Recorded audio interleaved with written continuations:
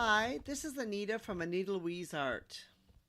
Today we want to talk a little bit about some of the top Renaissance artists. And normally when you think about Renaissance artists, most of us will think about what we consider to be the Trinity or the three top Renaissance artists, or the names that we tend to know the most, which is Leonardo da Vinci, Michelangelo, and Raphael.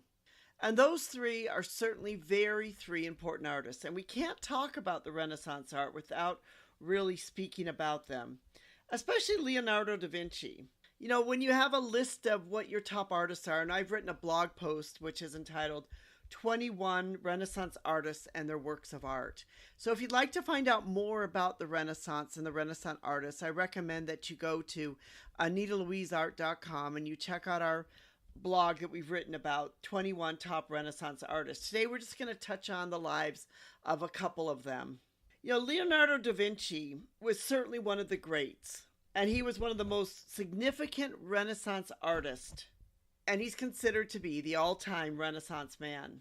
But surprisingly, as Leonardo da Vinci really didn't paint many paintings. He was very busy to be doing other things. He was known to be a slow painter, and he was notoriously slow, that he wouldn't show up sometimes for days, and then he would, show up again, a few days later, and they'd disappear for days on end. He was busy out studying the human body, studying philosophy, creating his inventions. I don't know whether he really saw himself as an artist or not, but certainly he's most known for his art because he's considered one of the all-time greatest artists. His painting Mona Lisa is one of the most viewed paintings in the world, and it's also one of the most popular paintings. So that just shows you how important Leonardo da Vinci is, not only to the Renaissance movement, but to art in general. Michelangelo was considered to be a high Renaissance master. He's really well known from, a statue of David, and also for the Sistine Chapel ceiling. He was considered, Renaissance classic and is regarded as the most famous and essential artist of all times. When you talk about Michelangelo, you really need to talk about, that he worked in various mediums. He worked in painting and he worked in sculpting. So he obviously was extremely talented. Another artist is Raphael. And Raphael is really a kind of sort of a sweet, sort of shy guy. He's usually mentioned together with Leonardo and Michelangelo, and which the three of them consider to be the trinity of it. His work is admired because of its clarity of form, its composition, and how visually appealing it is. He had many masterpieces, and what's really sad about Raphael is that most people may not realize, because he's such a well-known artist, is he actually died quite young. He was only 37 years old when he died. And so he died much younger than Leonardo or Michelangelo. But that really shows what a great artist he was. Sometimes I wonder that if he had lived longer, how much more he could have developed as an artist.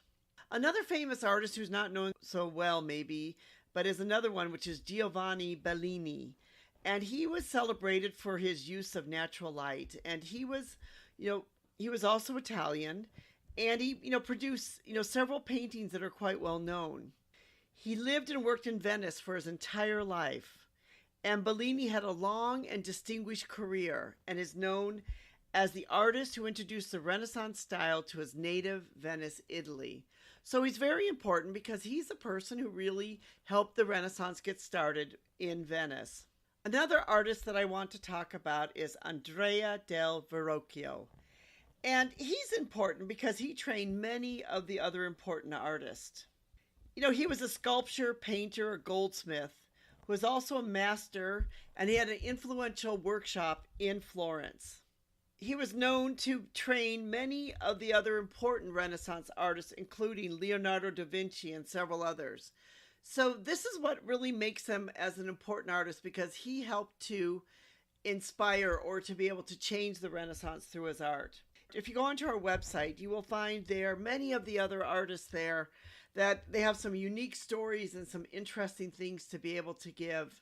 And if you're interested to find out what we consider to be some of the top 21 artists that ever lived in the Renaissance, we invite you to go to our blog, Anita Louise Art, and to check out our blog post, which will also put a link in the description for you to be able to go there.